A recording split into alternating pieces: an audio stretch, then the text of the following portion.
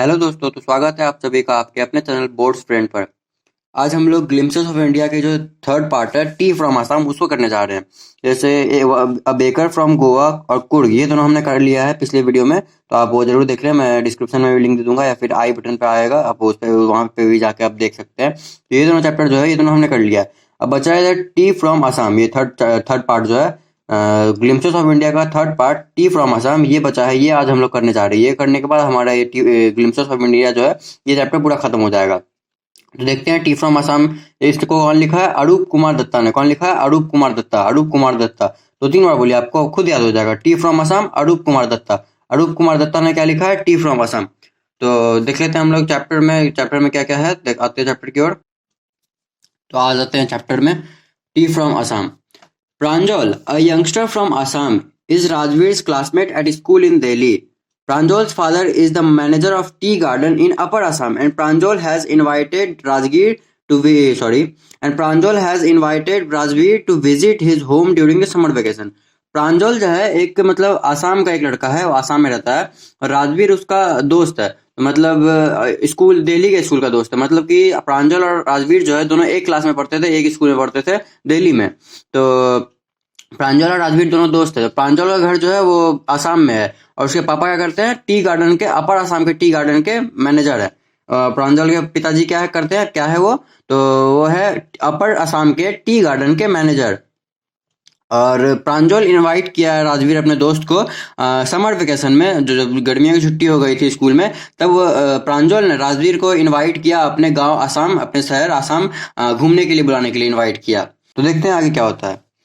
चाय गरम, गरम चाय। A vendor called out in a high-pitched voice. He came up to their window, asked, "चाय साहब?"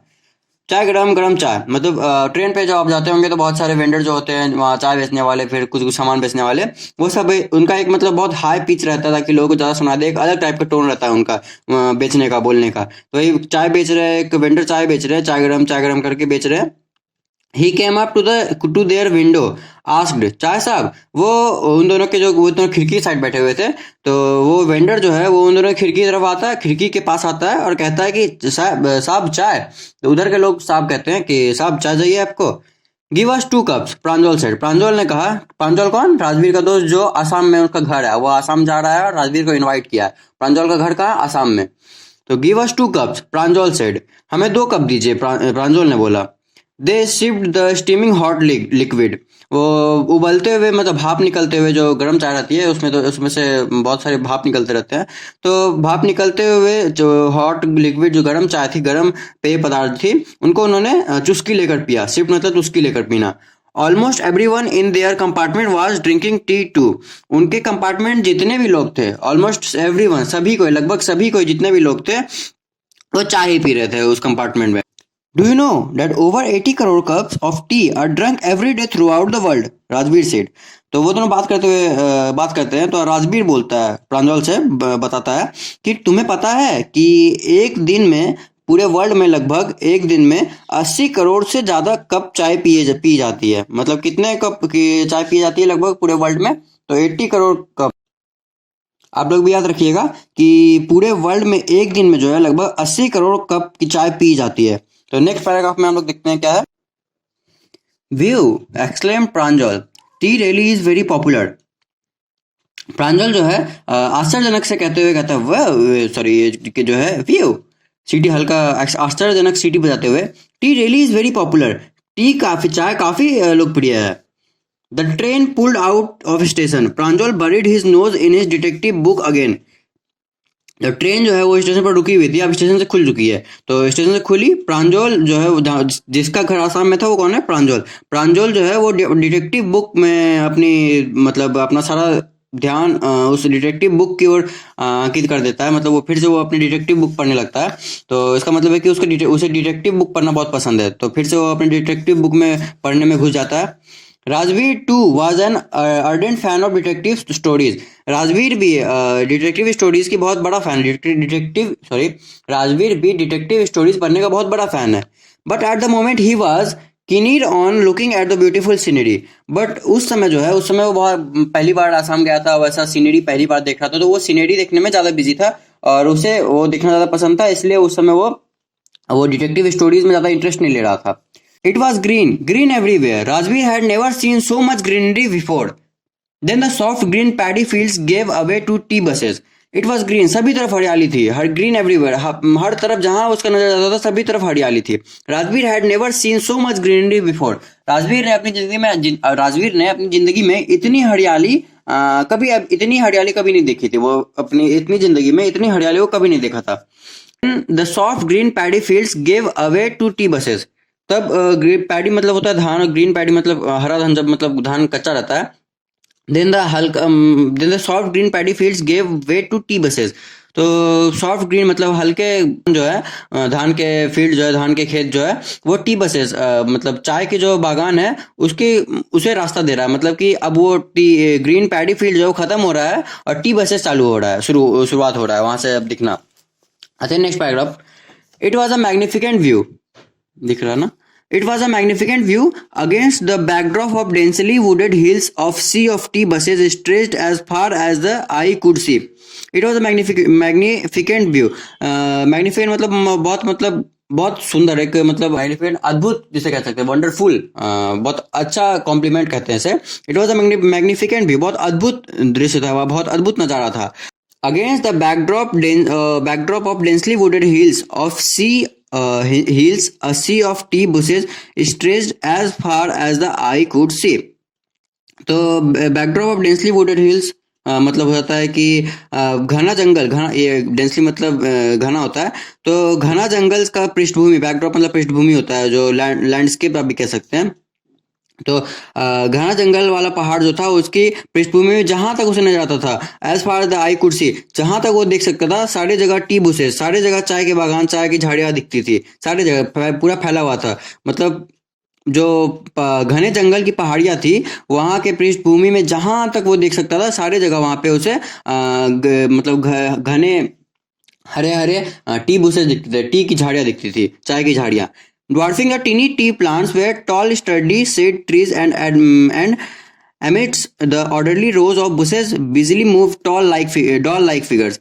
Dwarfing the teeny tea plants मतलब से बड़े बड़े बहुत घने बहुत बड़े बड़े वृक्ष जो थे वो छोटे छोटे जो ये थे टी बुशेस थे, चाय के जो झाड़ियां थी उसे बौने बना रहे थे। ड्वार्फिंग मतलब बौना होता है, उसे बौने बना रहे थे, बहुत छोटे प्लांट बना रहे थे, क्योंकि उसके सामने मतलब ये लोग बहुत टी के जो झाड़ियां हैं वो तो बहुत छोटे थे, तो उसके सामने वो जो बहुत बड़े बड़े ट्री थे वो तो बहुत बड़े ही लगेंगे, तो इसलिए यहाँ कहा गया है कि वो जो ट्री था, बड़े बड़ा ट्री था, वो इसे बौना बनाए जा रहे थे, उसके सामने बौने लग रहे थे इसीलिए।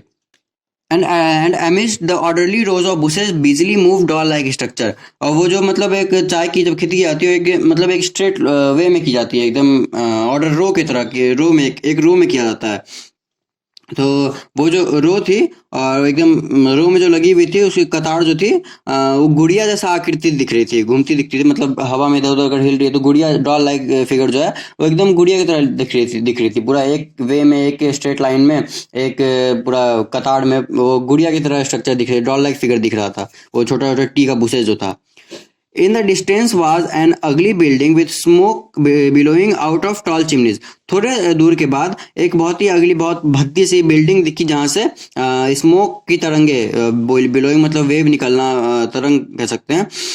अगली building with smoke billowing out of tall chimneys, तो बहुत भद्दे से बिल्डिंग से स्मोक की तरंगे निकल रही थी, इसमें बहुत बड़ी बड़ी चिमनियां थी। Hey a tea garden, Rajvir cried excited, Rajvir बहुत एक्साइटेड होकर मतलब चिल्लाता है, hey a tea garden. Pranjal who had been born and brought upon a plantation didn't share Rajvir excitement. ये यहाँ तक का दूसरा सीन था, उसके बाद से यहाँ पे टी गार्डन मतलब बहुत हरी भरी टी की गार्डन शुरुआत होती है, तो यहाँ पे वो राजवीर जो है एक्साइटेड होकर पहली बार जो कि वो देख रहा था ऐसा ऐसा बहुत अच्छा सा हरियाली, तो वो बहुत एक्साइटेड होकर कहता है, hey a tea garden, Rajvir cried excitedly. Pranjal, who had been born and brought up on a plantation, didn't share Rajveer's excitement. प्रांजल जो कि वहाँ पला बड़ा ही था, वहाँ मतलब बचपन से वही चीज़ वो देखते आ रहा है, हरियाली, वहाँ का प्लांटेशन, वही चीज़ देखते आ रहा है, वो उसे उतना मज़ा नहीं आया, और राजवीर की जो एक्साइटमेंट थी उसमें उसने भागीदारी नहीं ली, उसने वैसा कुछ रिस्पॉन्स नहीं दिया कि वाह सच में इतना अच्छा, क्योंकि उसका बचपन से वो वही देखते आ रहा है, हरियाली ही देखते आ रहा है, तो उसके लिए कोई उतनी बड़ी बात थी नहीं, इसलिए वो उतना एक्साइटेड नहीं था। ओह, this is a tea country now, he said. Assam has the largest concentration of plantation in the world. You will see enough gardens to last you a lifetime. Oh this is T country. वाह मतलब वाह तरीके से कर सकते हैं। This is A T country ना। अब यह चाय का देश है। वो क्योंकि उस समय से उसको उतना चाय का बागान दिख नहीं था, तो अब दिखा तो बोलता है कि मतलब प्रांजल बोलता है कि ये अब चाय का देश आ गया है। ही सेड, ही मतलब यहाँ प्रांजल बोल रहा है। Assam has the largest concentration of plantation in the world. Assam मतलब पूरे वर्ल्ड में जो है उसमें आसाम का कंसंट्रेशन, आसाम का भागीदारी बहुत ज़्यादा है प्लांटेशन में, चाय की प्लांटेशन में। You will see enough gardens to last you lifetime. यहाँ इतने गार्डन है कि तुम जिंदगी भर देखते रह जाओगे। जिंदगी भर इतने गार्डन है, इतने गार्डन तुम जिंदगी भर ही देखते रह जाओगे। I've been reading as much I could about tea. Rajveer से, राजवीर कहता है कि मैं जितना हो सके, मैं जितना चाय के बारे में पढ़ सकता था मैंने पढ़ता रहता हूँ और पढ़ रखा हूँ। और no one really knows who discovered tea but there are many legends. यहाँ राजवीर कह रहा है कि कोई नहीं जानता कि टी की डिस्कवरी किसने की, कैसे हुआ, पर कुछ लेजेंड मतलब ट्रेडिशनल स्टोरी, मतलब पारंपरिक कथाएं जो चलती आ रही है, पर कुछ पारंपरिक कथाएं हैं। प्रांजल पूछता है कौन सी कहानी है, कौन सी traditional story. Well there's the one about the Chinese emperor who always boiled water before drinking it. तो अब यहाँ पे राजवीर बताता है उसे कि एक तो है कि एक चाइनीज एम्पायर का कहानी है, एक पारंपरिक कहानी। एक चाइना का एक सम्राट था, चाइनीज सम्राट था, who always boiled water after boiled water before drinking it, जो हमेशा पानी पीने से पहले उसे उबालता था। One day a few leaves of twigs burning under the pot fail into the water giving a delicious flavour. एक दिन क्या हुआ कि जब वो पानी गर्म कर रहा था तो उस पॉट में कुछ पत्ते, टहनियां से कुछ पत्ते, ट्विग्स मतलब टहनी होती है, टहनियां से कुछ पत्ते टूटकर उस पॉट में गिर गए। जो उबलते पानी का पॉट था उस पॉट में गिर गए। और जब उसने उसे पिया, वो पानी जो उबल गया, वो जिसमें पत्ते गिर गए थे, उसने जब उस पानी को पिया तो उसे बहुत एकदम डिलीशियस फ्लेवर लगा, बहुत मतलब स्वादिष्ट लगा। It is said they were tea leaves. तो इसलिए वो कहा गया कि ये चाय की पत्तियां हैं, ये टी लीव्स है। मतलब हुआ क्या यहाँ पे कि एक पहली कहानी क्या थी, एक इंपॉर्टेंट है, आप ध्यान में रखिएगा। आप वैसे आराम से आप समझ ही गए होंगे कि क्या था। एक चाइनीज एम्पायर, चीनी सम्राट था एक, जो हमेशा पानी पीने से पहले उसे बॉईल करता था। एक दिन क्या हुआ कि टहनिया से कुछ पत्ते गिरकर उस बॉयल वाटर में गिर गए, जो पॉट में, जिस पॉट में पानी बॉयल हो रहा था, तो उस पॉट में, वो उबलती पानी में वो कुछ पत्ते गिर गए टहनी से टूटकर। उसमें पता नहीं था ये क्या है। जब उसने उसे पिया तो वो उस पानी को, उबले हुए पानी को पिया तो उसे बहुत एकदम गजब को स्वाद लगा, बहुत स्वादिष्ट लगा वो उसे। तो it is said they were tea leaves. तब उसे कहा गया कि ये टी लीव्स है, ये चाय की पत्तियां हैं। तो पहली कहानी ये हो गई। अब देखते दूसरी कहानी क्या है। राजवीर बताता है we have an Indian legend too. हमारे पास एक भारतीय पारंपरिक कहानी भी है उस टी लीव्स के बारे में, कि टी लीव्स कैसे हुए, डिस्कवर कैसे हुए, उस बारे में एक भारतीय कहानी भी है। Bodhidharman, Bodhidharma an ancient Buddhist acidic.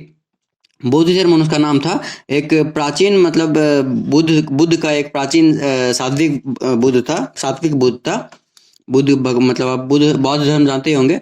तो बोधिधर्मन वो इंसान था और एंशियंट बुद्धिस्ट एसेटिक था। तो प्राचीन सात्विक बुद्ध था वो। तो कहानी क्या देखते हैं। Cut off his eyelids because he felt sleepy during meditation. तो वो बोधिधर्मा जो था, वो मतलब जो भी प्राचीन सात्विक बुद्ध जो होते हैं, वो सब मेडिटेशन करते हैं। प्राचीन जमाने में ऐसे भी बहुत लोग मेडिटेशन किया करते थे।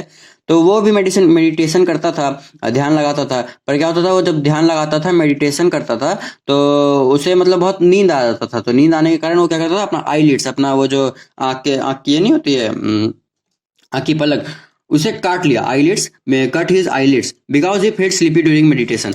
तो उसने क्या किया कि अपनी आंख की पलक को काट लिया, क्योंकि वो मेडिटेशन में स्लीपी फील करता था। तो उसने काट लिया, तो अब वो जो काट लिया तो अब नीचे आएगा नहीं, इसलिए उसे नींद नहीं आएगा। तो वो ऐसा सोचकर उसने आईलिड्स को काट लिया। 10 T plants grow out of the eyelids. तो आईलिड्स जो काटा वो नीचे गिरे होंगे, तो वो जो आईलिड्स गिरे थे उनसे 10 टी प्लांट्स, वो 10 चाय के प्लांट्स उग गए। The leaves of these plants when put into hot water and drunk banished sleep। तो वो जो प्लांट उगे थे उसके आईलिड से, तो आईलिड से उगने के बाद जो प्लांट के पत्तियां तोड़ कर वो जब उबलते पानी में डाला गया, तो उबलते पानी में डालने के बाद जब वो पानी पिया गया तो उससे नींद चला आता था। मतलब नींद अगर आ रहा है तो नींद चला आता। चाय का ऐसा भी काम है, आप लोग जानते होंगे कि नींद अगर आ रहा है तो कोई चाय पी ले तो उसकी नींद मतलब चली जाती है, कुछ देर के लिए भाग जाती है, तो उसे नींद नहीं लगती। तो दूसरी कहानी क्या थी कि बोधिधर्मा जो था उसे मतलब मेडिटेशन करते वक्त तो उसे नींद आता था, तो स्लीपी फील करता था, इसलिए क्या किया उसने अपना आईलिड्स को काट लिया। काटने के बाद जो वो आईलिड्स गिरा तो 10 टी प्लांट्स ग्रो हो गया उसके आईलिड से। तो आईलिड से वो 10 टी प्लांट्स ग्रो हो गया। The leaves of this plants when put into water, जब वो प्लांट्स के जो पत्ते थे उसे हॉट वाटर में डाला गया और जब पिया गया तो उससे नींद भाग जाता था, नींद चला जाता था। इसलिए ये दूसरी कहानी है। तो होप कि बहुत अच्छे से समझ में आ गया होगा, आपको याद ही हो गया होगा, आपको क्वेश्चन आंसर मतलब याद करने की जरूरत भी नहीं है, आप समझ गए होंगे अच्छे से। Next paragraph, tea was first drunk in China, Rajveer added. Rajveer again add करके बोलता है, अपनी बातों में कुछ और ऐड करके बोलता है कि टी जो है पहले चाइना में ड्रंक की गई थी, चाइना में सबसे पहले पी गई है। देखिए यहाँ पे भी ड्रंक का स्पेलिंग बहुत गलत लिख के रखा है, ड्रंक लिखा है। एज फार बैक, बैक भी गलत था, as far back as 2700 BC. मतलब ये राजवीर ऐड करके बोल रहा है कि टी जो है चाइना में सबसे पहले पी गई थी। कब कि 2700 बीसी के लगभग आसपास में, 2700 बीसी के आसपास में सबसे पहले चाइना में चाय पी गई थी, राजवीर कहता है। In fact word such as tea, chai and chini are from Chinese. और इनफैक्ट जो वर्ड भी है टी जो है, टी जो मतलब टी जो वर्ड है ये भी चाय और चीनी वर्ड से बना है, जो कि चाइनीज वर्ड है। Tea came to Europe only in the 16th century. Tea जो है यूरोप में 16वीं शताब्दी में आया and was drunk more as medicine than as beverage. Tea जो है वो यूरोप में कितना 16वीं सदी में आया, और बीवरेज, बीवरेज मतलब कि पेय पदार्थ होता है, ऐसे सुबह में पीते हैं शाम में पीते हैं, तो वो पेय पदार्थ से पीने से ज्यादा उसे दवाई के रूप में यूज किया गया। तो इस पैराग्राफ में क्या है, इस पैराग्राफ में कि राजवीर कहता है कि टी जो है वो 2700 बीसी के आसपास में सबसे पहले चाइना में पिया गया। इनफैक्ट और जो टी वर्ड जो है वो चाय और चीनी दोनों चाइनीज वर्ड है, इन दोनों वर्ड से बना है। और यूरोप में जो है 16वीं शताब्दी में यूरोप में चाय आया, चाय का मतलब इन्वेंट हुआ, चाय का सॉरी 16वीं शताब्दी में यूरोप में चाय आया, और बीवरेज से ज्यादा, पेय पदार्थ से ज्यादा इसे मेडिसिन के रूप में यूज किया गया। देखते हैं नेक्स्ट। सॉरी लाइट चली गई इसलिए लाइट कम हो गया है, पर वीडियो बनाना जरूरी है, आपके एग्जाम नज़दीक है इसलिए लेट नहीं कर सकता, तो थोड़ी सी लाइट में आप एडजस्ट कर दो, ब्राइटनेस बढ़ा लेना, आपको अच्छे से दिख जाएगा, उतनी प्रॉब्लम तो नहीं होना चाहिए दिखने में। हाँ दिख रहा है सही से। तो आते नेक्स्ट पैराग्राफ में, the train clattered into Mariani junction. Clatter मतलब हल्का, मतलब धीमे धीमे में रुकना, जैसे कि कोई स्टेशन पे कोई ट्रेन अगर रुक रहा है तो कैसे खड़खड़ा के एकदम हल्का धीरे धीरे करके रुक रहा है, तो उसे कहते हैं क्लैटर्ड। तो खड़खड़ा कर मडियाना जंक्शन पर, कौन सा जंक्शन, मडियाना, सॉरी कौन सा जंक्शन, मडियानी जंक्शन। तो ट्रेन जो है रुक रुक कर खड़खड़ा कर मडियानी जंक्शन पर रुकी। The boys collected their luggages and pushed their weight to the crowded platform. तो जो लड़के थे, दोनों लड़के थे, अपना बैग उठाए, अपने सामान उठाए और क्राउडेड प्लेटफॉर्म मतलब प्लेटफॉर्म की ओर चले, जो कि भीड़ भाड़ से भरा हुआ था प्लेटफॉर्म, तो उस प्लेटफॉर्म की ओर चले। Pranjol's parents were waiting for them. Pranjol जो आसाम में रहता था, उसके पेरेंट्स तो वहीं रहते होंगे, तो उनके पेरेंट्स जो थे वो उनके उसके लिए वेट कर रहे थे। सून दे वेयर ड्राइविंग टुवर्ड्स ढेकियाबाड़ी। थोड़ी देर बाद वो ढेकियाबाड़ी के लिए जाना प्रारंभ किए। The tea garden managed by Pranjol's father, जो कि ढेकियाबाड़ी, जो कि टी गार्डन है, किसके द्वारा मैनेज किया जाता है, प्रांजोल के फादर के द्वारा मैनेज किया जाता है। जैसे कि मतलब ये यहाँ पे बोल रहा है, थोड़ी देर बाद जब वो वहां से स्टेशन से निकले तो वो ढेकियाबाड़ी के लिए चले। ढेकियाबाड़ी क्या है, एक टी गार्डन है जो कि प्रांजोल के पिता के द्वारा मैनेज किया जाता है। An hour later, the car whirled sharply off the main road. Whirled मतलब होता है कि मतलब दिशा बदलना। तो an hour later कुछ एक घंटे बाद the car veered sharply off the main road. तो कार जो है मतलब मेन रोड, मुख्य रोड, मेन रोड आप समझते होंगे, मेन हाईवे टाइप का जो भी मेन रोड हो गया, तो वहां से मेन रोड से अपनी दिशा को बदली। They crossed a cattle bridge and entered Dhekiabari tea estate. तो कैटल ब्रिज मतलब जहाँ से मवेशी पशु लोग लेके जाते हैं, वो जो कैटल ब्रिज का नाम दे दिया जाता है उसे। तो कैटल ब्रिज को पार करके ढेकियाबाड़ी टी स्टेट में प्रवेश किए। मतलब यहाँ कहा जा रहा है कि एक घंटे बाद कार जो है मतलब मेन रोड से अब ये साइड की रोड में आ गई, मेन रोड से अपनी दिशा को बदल ली और क्या है कैटल ब्रिज को क्रॉस करके ढेकियावाड़ी टी स्टेट में एंटर किए।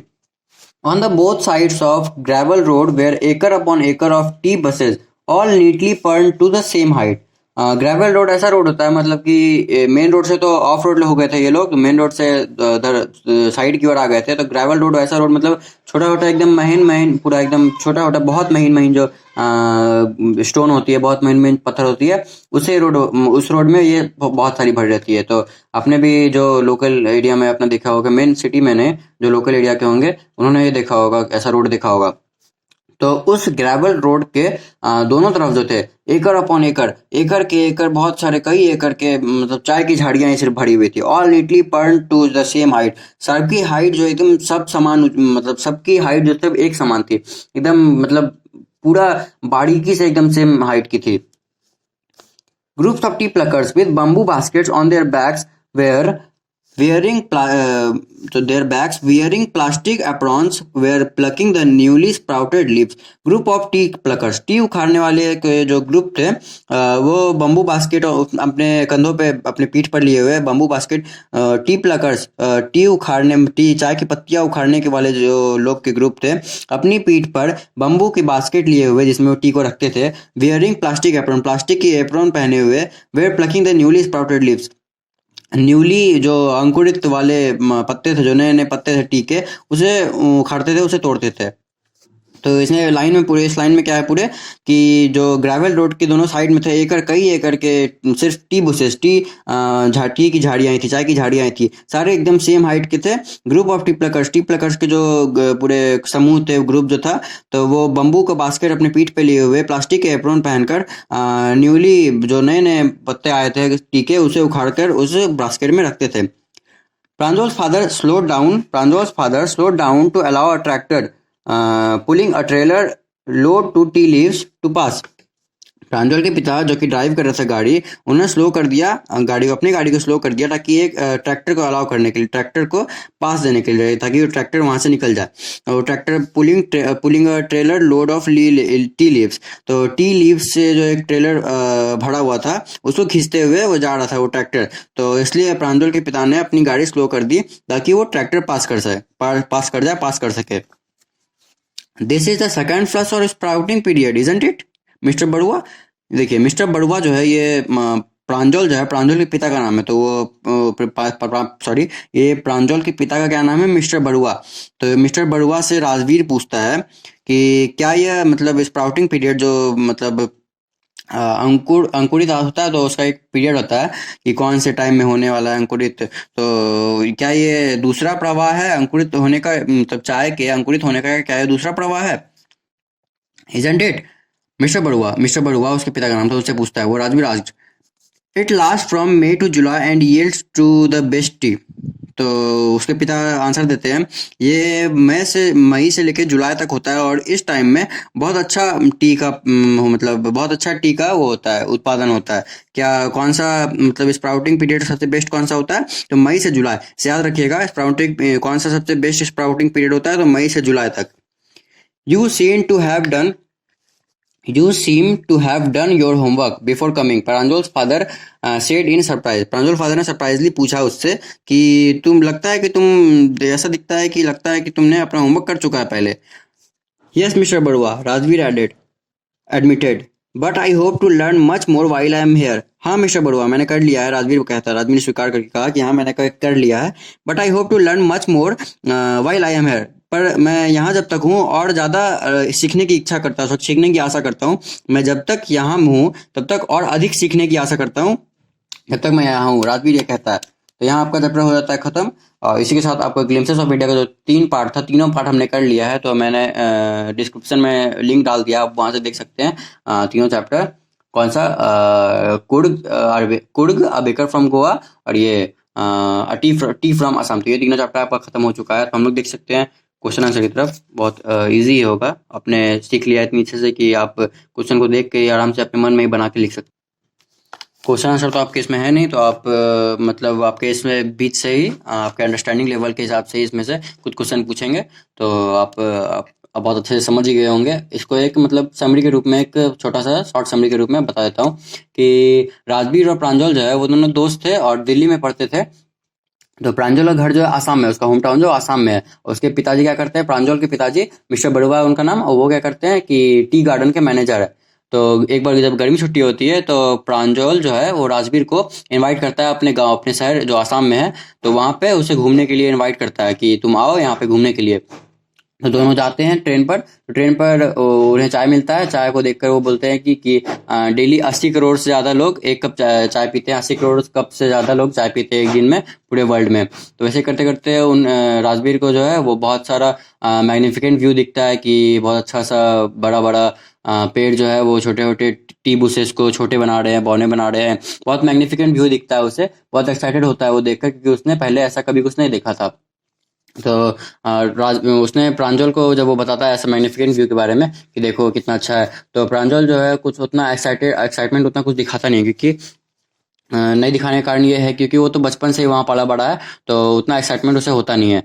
फिर जब वो उतरता है तो वो उसके पिताजी उसके पेरेंट्स लेने आते हैं। तो जाता है कहाँ, ढेकियाबाड़ी, जहाँ के टी गार्डन के जो टी गार्डन का क्या नाम था, ढेकियाबाड़ी। तो टी गार्डन के जो मैनेजर थे उसके पिताजी प्रांजल, वहाँ जाता है, वो देखता है। और वहाँ की भी वो ब्यूटी देखकर बहुत आश्चर्य, मतलब बहुत खुश होता है। वहाँ की ब्यूटी देखकर राजवीर बहुत खुश होता है और कुछ कुछ जानने की इच्छा करता है अपने उसके पिताजी से, प्रांजल के पिताजी से कुछ कुछ जानने की इच्छा करता है। तब लास्ट में उसके पिताजी उससे पूछते हैं कि लगता है तुमने अपना सारा होमवर्क कर लिया, और वो जवाब देकर कहता है कि हाँ मैंने कर तो लिया, पर जब तक मैं यहाँ हूँ तब तक और ज़्यादा कुछ सीखने का कोशिश कर रहा हूँ, और ज़्यादा सीखने की आशा रखता हूँ। तो यही यहाँ पे आपका चैप्टर होता है ख़त्म। आई होप कि वीडियो आपको अच्छा लगा होगा। आप इसे पूरा देखें, पूरा देख लिए। आपने पूरा अगर देखा होगा तो बहुत अच्छे से आपको समझ में आ ही गया होगा।